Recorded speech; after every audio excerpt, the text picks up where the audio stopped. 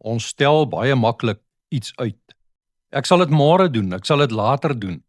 Partykeer omdat ek ander dinge prioritiseer, ander kere net omdat ek nie nou lus is nie of omdat ek laks is.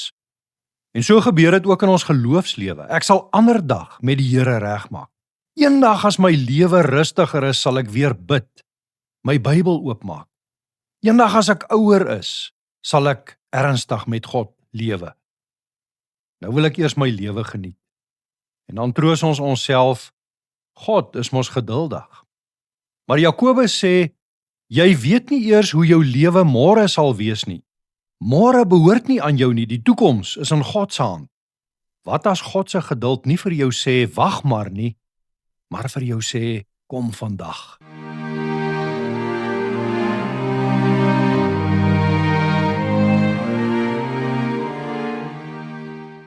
Goeienaand, ek nooi jou vanaand weer om in ons aandgodsdiens saam te luister na die woord van die Here.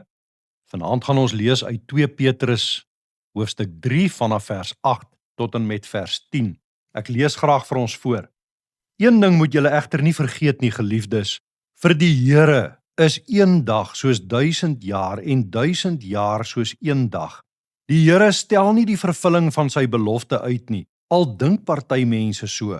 Nee, hy is geduldig met julle omdat hy nie wil hê dat iemand verlore gaan nie. Hy wil hê dat almal hulle moet bekeer. Maar die dag van die Here sal so onverwags soos 'n dief kom.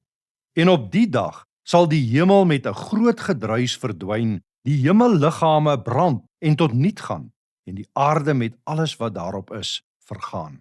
Ons lees net tot sover. In Johannes 17 vers 17 staan daar oor die woord van die Here: Laat hulle aan u toegewy wees deur die waarheid. U woord is die waarheid.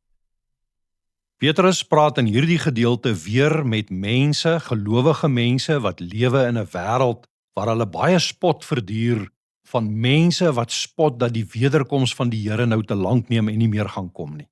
Nou begin hy met hierdie woorde: een ding moet julle nie vergeet nie. Hiermee wil hy eintlik vir hulle sê, man, kry net perspektief. Kry perspektief op die wederkoms van Jesus Christus as mense rondom julle spot omdat dit lyk of die Here daarvan vergeet het. Die spotters spot omdat hulle perspektief verloor het. Hulle het vergeet wie God is. En hulle het vergeet wie hulle self voor die almagtige God is. Hulle kyk na die wêreld, na die verloop van tyd, na die feit dat Christus nog nie gekom het nie, en dan dink hulle, God is laat, hy sal nie meer kom nie. Maar Petrus sê, onthou wie God is. Vir die Here is een dag soos 1000 jaar en 1000 jaar soos een dag.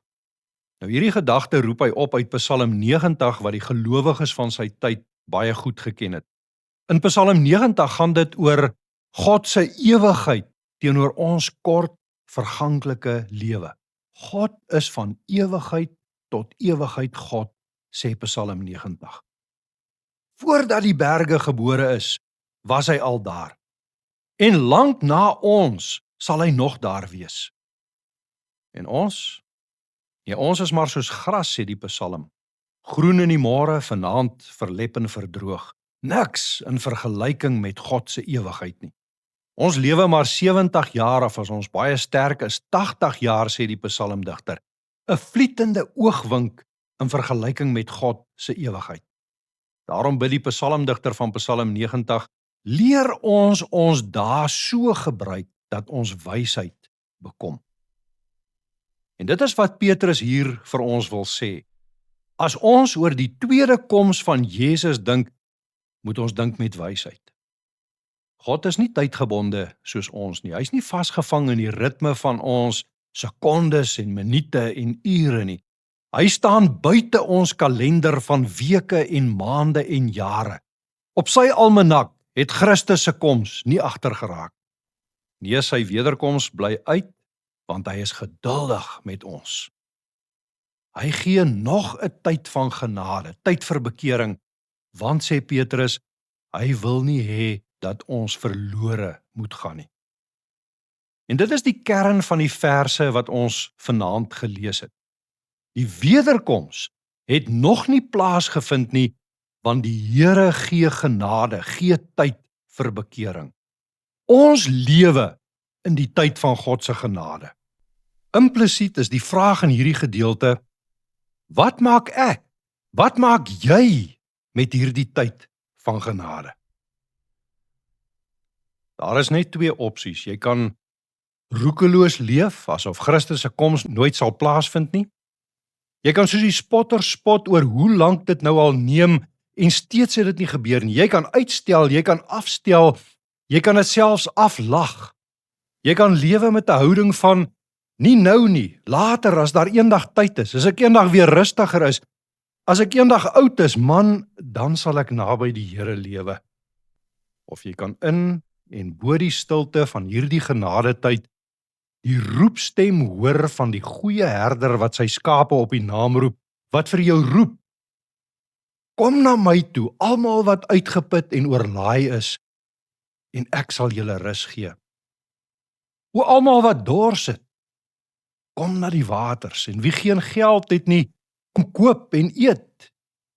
Ja, kom koop sonder geld en sonder prys. Hoe lank gaan hierdie tyd van genade nog duur?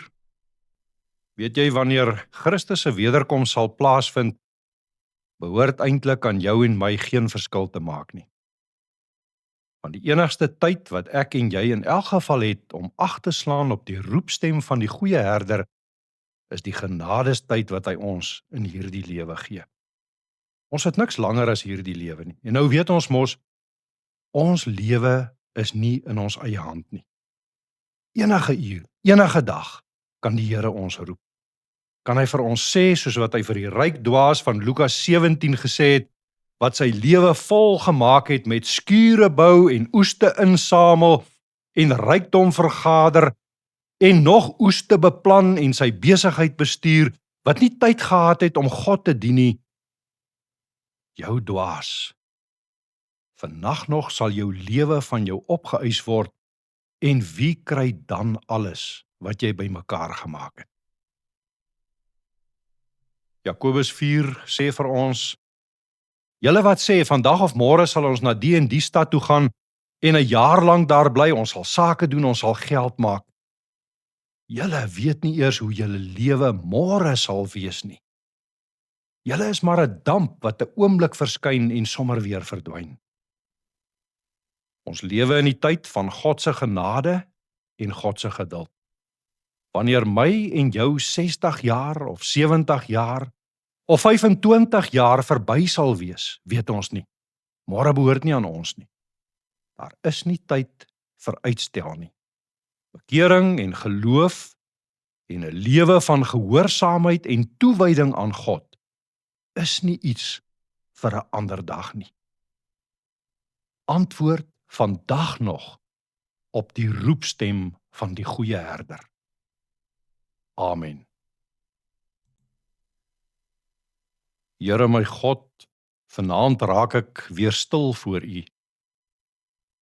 U roep my deur U woord, maar ek bely dat ek baie keer nie antwoord met my lewe nie. Ek hoor U stem, maar ek volg nie. Ek ken U wil, maar ek stel uit. Ek weet van U genade, maar ek leef asof môre aan my behoort. Vader, vergewe my skuld en my versuim. O goeie herder, my siel is dors na die water van die lewe, en tog dwaal ek so maklik agter ander stemme aan. Bid dat U my sal terugbring na U stem, leer my om te luister, te volg, te leef uit U genade. Here, ek glo, kom my tog te hulp in my ongeloof. Amen.